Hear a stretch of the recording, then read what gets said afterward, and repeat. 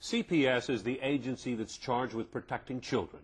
Its investigators and caseworkers make decisions that impact the lives of thousands of Texas families. So who are the people making these life-changing decisions? CBS 42 investigative reporter Nancy Wilson looked into the backgrounds of child welfare workers. What she found may surprise you.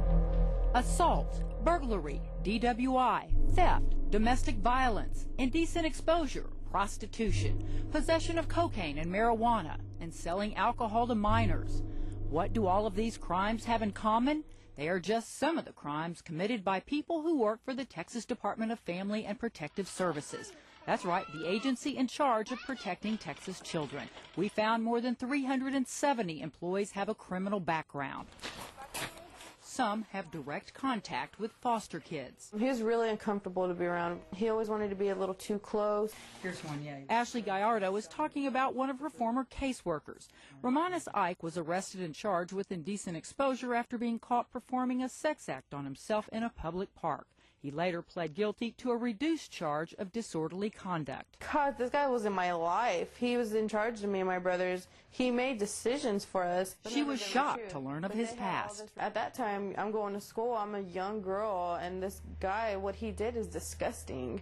It's really just perverted, and it's disgusting. That's all I can say. Like, how could anybody let him be around kids? Like, that's just gross. It was no secret that at the time of his arrest, he worked for CPS. It's written on his bail bond. That was in 1998, and he's still on the job. Richard Landon was arrested for indecent exposure in 1997, and in 1994, he was arrested for prostitution after soliciting an undercover cop. He also works for the Texas Department of Family and Protective Services. Cordelia Jones is a CPS investigator. She's currently on probation for a drug possession charge out of Williamson County. This CPS investigator, Cynthia Creighton, has numerous criminal cases in her background. She still owes $193 in fines for driving with an invalid license.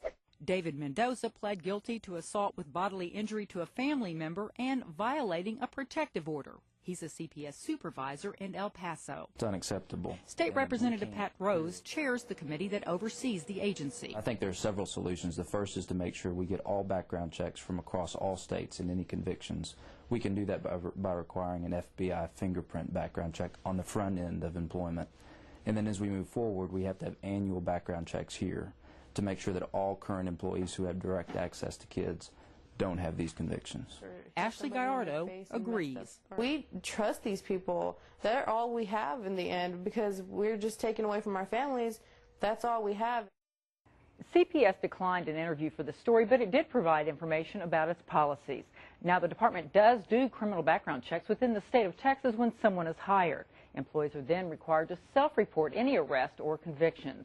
The department also does annual background checks on employees whose jobs it is to approve foster homes for the placement of children. Now, it's important for us to note that the number of people we found with criminal backgrounds is a small percentage of the total number of employees. The vast majority are law-abiding citizens who have a very difficult job to do. Nancy Wilson, CBS 42 News investigates.